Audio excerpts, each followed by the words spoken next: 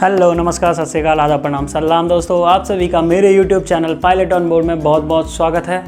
दोस्तों देखो, हम सबका कोई ना कोई सपना होता है। किसी का प्रोफेशनल एथलीट बनने का, किसी का IAS बनने का, किसी का डॉक्टर बनने का, किसी का IPS बनने का, किसी का क्रिकेटर बनने का। पर जब बात एविएशन की आती है, मतलब मैं बात कर रहा हूँ the ultimate dream to become a pilot, specifically pilot की। अब आपका अपने पायलट बनने के सपने को पूरा करने के लिए कमिटेड और डेडिकेटेड होना बहुत ज़रूरी है।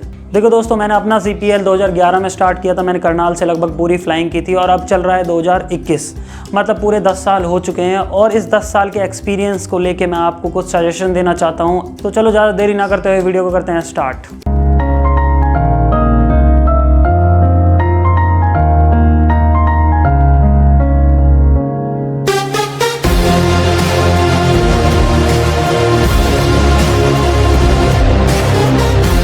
दोस्तों, अगर आप पायलट बनना चाहते हैं तो ये वीडियो बिल्कुल आपके लिए है। इस वीडियो को पूरा देखना, बिल्कुल भी स्किप मत करना। तो दोस्तों, इस वीडियो में हम बात करेंगे ऐसे सब्जेक्ट्स की जो पायलट बनने के लिए बहुत ज़रूरी है। अगर आप अपनी स्कूलिंग कर रहे हो तो आपको इन सब्जेक्ट्स पे ध्यान देना बहुत ज़रूरी है। तो दोस्तों, पहला सब्जेक्ट है इंग्लिश। इंग्लिश एक बहुत ज़रूरी सब्जेक्ट है और एक यूनिवर्सल लैंग्वेज भी है। देखो, अगर आप एथलीट बनते हो तो आपका इंग्लिश के बिना काम चल सकता है, लेकिन आपको पायलट बनना है तो बिल्कुल नहीं।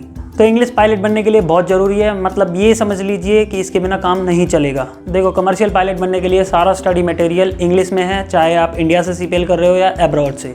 और एयरलाइंस भी इंग्लिश में ही एग्ज़ाम लेती हैं, इंटरव्यू भी इंग्लिश में होता है। अगर आप CPL कर रहे हो तो DGCA का आपको इंग्लिश प्रोफिशिएंसी लैंग्वेज टेस्ट भी देना पड़ता है, जिसमें आपको कम से कम लेवल 4 लेना पड़ता है। अगर आपने लेवल 4 लिया है तो आप एयरलाइंस में एग्ज़ाम देने के लिए एलिजिबल हो। अगर आप लेवल 4 लेने में असमर्थ हो तो आप एयरलाइन के किसी एग्ज़ाम में नहीं बैठ सकते हो। और इस लेवल 4 की वैलिडिटी 3 साल होती है, लेवल 5 की होती है 5 साल और लेवल 6 की होती है लाइफ टाइम। देखो दोस्तों, इंग्लिश लैंग्वेज हर कंट्री की कोई मातृभाषा तो है नहीं, हमारी कंट्री की भी नहीं है, लेकिन ज़्यादातर लोग इसे क्या है सीखते हैं। तो अगर आप अपनी स्कूलिंग कर रहे हो तो इस लैंग्वेज पे, इस सब्जेक्ट पे थोड़ा एक्स्ट्रा ध्यान दें। तो दूसरा सब्जेक्ट है फिजिक्स। देखो दोस्तों, आपको अल्बर्ट आइंस्टाइन या न्यूटन की तरह पूरे साइंटिफिक नॉलेज की ज़रूरत है नहीं। आपको बस बेसिक्स पता होने चाहिए, ताकि जब आप CPL करने जाओ तो आपको पूरा सिलेबस, पूरे सब्जेक्ट अच्छे से समझ में आ जाएं। और जब आपको कभी जहाज में इसकी ज़रूरत पड़े तो आप रियल टाइम सिचुएशन में इसका यूज़ कर सको। देखो, हर स्टूडेंट का हर सब्जेक्ट अच्छा नहीं होता। अगर आप फिजिक्स में कमज़ोर हैं, कोई बात नहीं, YouTube पे बहुत सारी वीडियोस पड़ी हैं, अच्छे ट्यूटर ढूंढो, अच्छे नोट्स बनाओ, थोड़ी और मेहनत करो, आप बिल्कुल इम्प्रूव करेंगे। लेकिन हाँ, फिजिक्स को बिल्कुल हल्के में ना लें, बहुत इंपॉर्टेंट सब्जेक्ट है।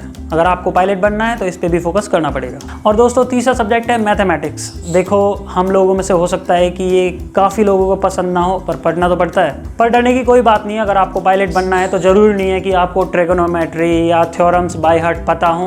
पर देखो, जैसा मैंने फिजिक्स में बात की, आपको बेसिक्स पता होने चाहिए, आपको डिवाइड करना आना चाहिए, मल्टीप्लिकेशन आना चाहिए, आपको सब्ट्रैक्शन आना चाहिए, एडिशन आना चाहिए, और हाँ, आपका मेंटल मैथ अच्छा होना चाहिए कि आप कैलकुलेशंस फटाफट कर पाएँ। तो दोस्तों, जब आप प्लेन उड़ाते हो तो कॉकपिट में आपको बहुत सी छोटी छोटी कैलकुलेशन करनी होती है, जैसे कि टेक ऑफ डिस्टेंस निकालना, लैंडिंग डिस्टेंस निकालना, स्पीड्स निकालनी, मतलब किस स्पीड पे आपको टेक ऑफ करना है, किस स्पीड पे लैंडिंग करनी है, और अपना डिसेंट कैलकुलेशन, और भी बहुत कुछ। तो अगेन, मैथमेटिक्स भी बहुत इंपॉर्टेंट सब्जेक्ट है। अगर आपको पायलट बनना है तो आप इसको इग्नोर नहीं कर सकते हो, मेहनत करो, सपना ज़रूर पूरा होगा।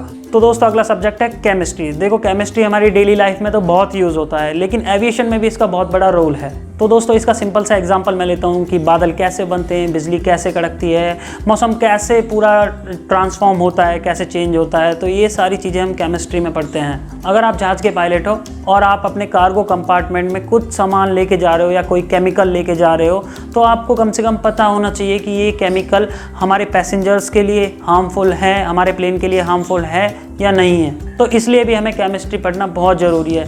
आप इस सब्जेक्ट को भी बिल्कुल इग्नोर नहीं कर सकते हो। अगर आपको पायलट बनना है तो फोकस करना पड़ेगा। तो दोस्तों, अगला सब्जेक्ट है ज्योग्राफी, और ज्योग्राफी भी बहुत इंटरेस्टिंग सब्जेक्ट है।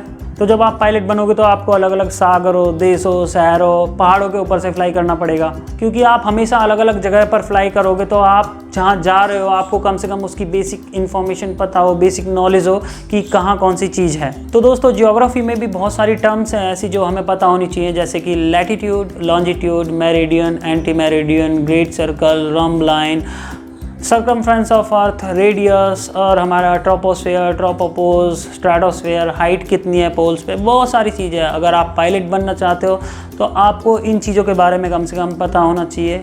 आपको डायरेक्शंस पता होना चाहिए, जहाँ आप जिस कंट्री में जा रहे हो उसका कम से कम वेदर का आइडिया हो। तो दोस्तों अगेन आप इस सब्जेक्ट को भी इग्नोर नहीं कर सकते हो, आपको इस पे भी मेहनत करनी पड़ेगी। तो देखो यार, मैं भी कोई बहुत हाई फाई स्टूडेंट नहीं रहा हूँ, मेरे कोई 95% 10+2 या 10th में नहीं रहे हैं, मैं एक एवरेज स्टूडेंट था।